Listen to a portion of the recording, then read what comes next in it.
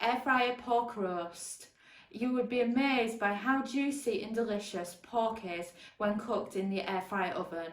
We are talking the juiciest, most delicious pork you've ever tried. It's so easy, it's perfect for roast dinners, and even better, you can do it with a cheap pork shoulder.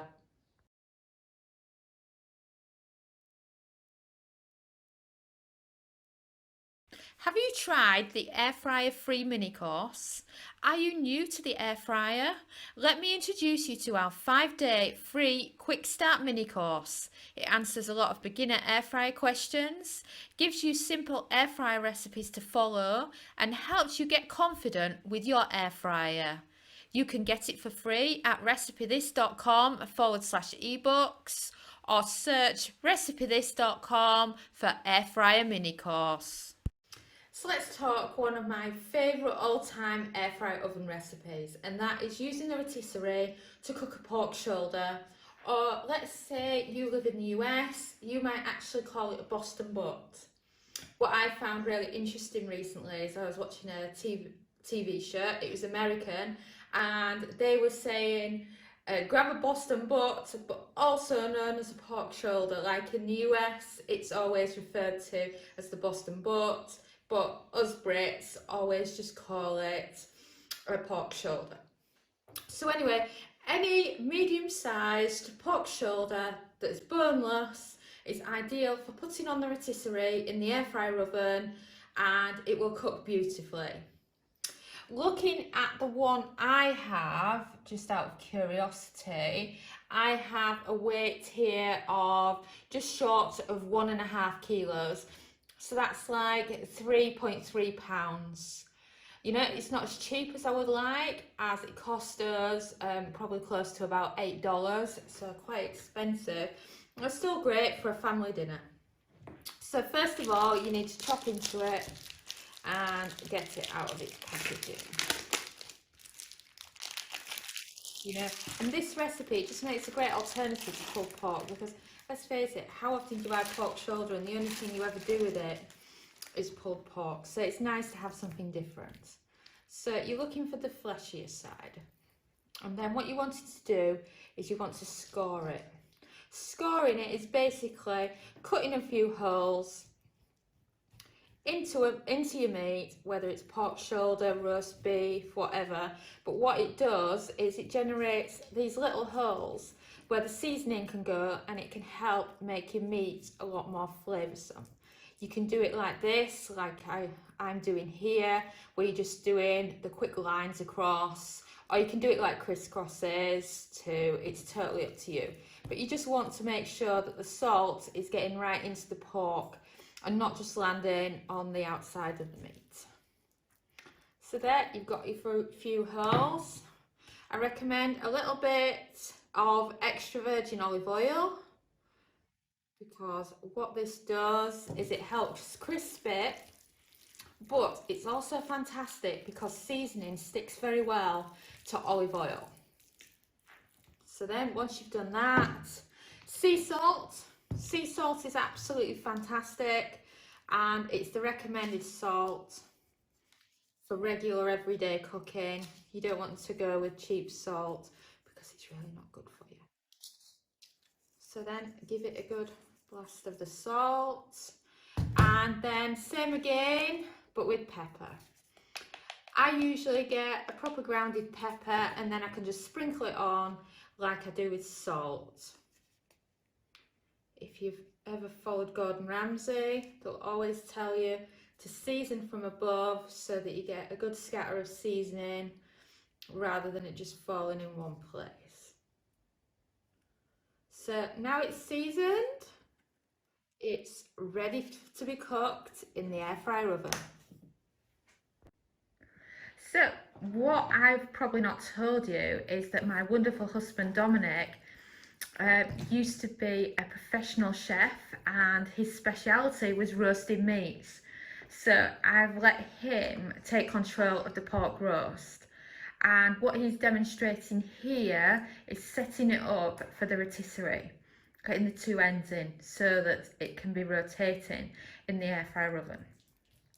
I've made no secret of the fact that I'm not the biggest air fryer oven of fans. I much prefer the Philips air fryer basket setup, and I feel like it does much better food. But the air fryer oven, what it excels at is the rotating of the meat. It's absolutely fantastic for that, and probably the main use that us Milners use our air fryer oven for. So as you can see, he's getting it all ready to go there. And now he's placing it in the air fryer oven. I'm wandering around with my camera so that you can get a really good view of how it looks in there, because what you're doing is you're getting those screws onto the shelves and just getting it perfect, ready for rotating. Do keep an eye on the size of your pork shoulder though, because you don't want it to be so big that it won't rotate. So that's how it looks, and now it's time to put it on. We're going to be cooking our pork shoulder for an hour on 180 Celsius. Don't worry about all the fancy buttons, just go straight in with the temperature on one side and the time on the other, because you don't need all those fancy buttons. It's like with the Instant Pot, they're a waste. So there you go. It's going to click into place shortly, and there it goes. So then what you can do is you can sit in your kitchen, watch it rotating, or you can just leave it to it and come back later when it beeps. Dominic's now going to get the pork roast out of the air fryer oven. Oh wow, doesn't that look fantastic? I recommend a good tea towel or a really good kitchen gloves, because it gets very hot. And as you can see, it comes out so nicely. You've still got the hooks attached to it, and you can just unscrew them, which also shows, because you've got to screw them, is how great they stay in place. We were once given a rotisserie and it was terrible a few years ago, and this is so much better. It's my ultimate favourite use of the air fryer oven. So now you've got rid of the skewers, and that's the lovely rotisserie pork that you've got left. As you can see, it's not the biggest of porks, but it's just perfect. So now Dominic is going to cut into it, and we're going to see how well it's cooked, and I can't wait to taste it. Big sharp knife is essential, and as you can see, those juices are running clear, so it's perfect. Just depends how you like your pork. And then you can just slice it up and serve it however you like. So let me zoom in and show you it so that you can see how it looks. It does look a bit pink on our screen for some reason, but I assure you it's properly cooked, and it's just the juices running through. It's just we haven't got great light today, so the light's bouncing off the video. But oh wow, can't wait to tuck into that.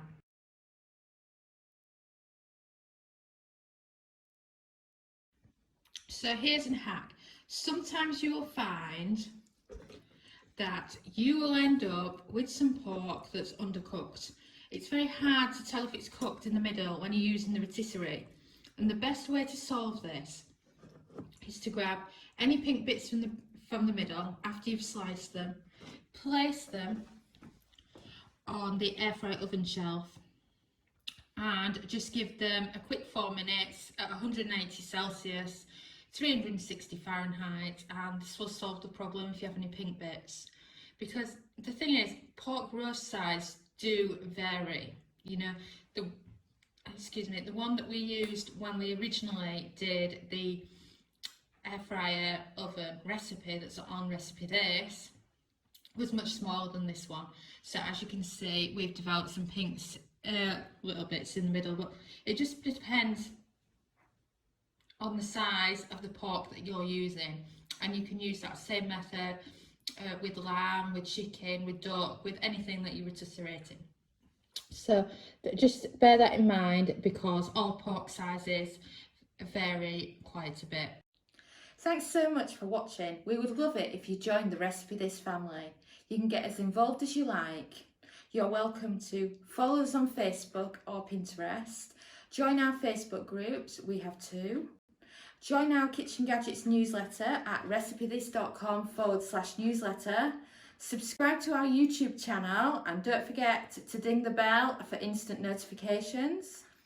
Or check out our podcast. It's called Magic with Gadgets and is a great way to listen along as we talk about the magic of cooking with kitchen gadgets.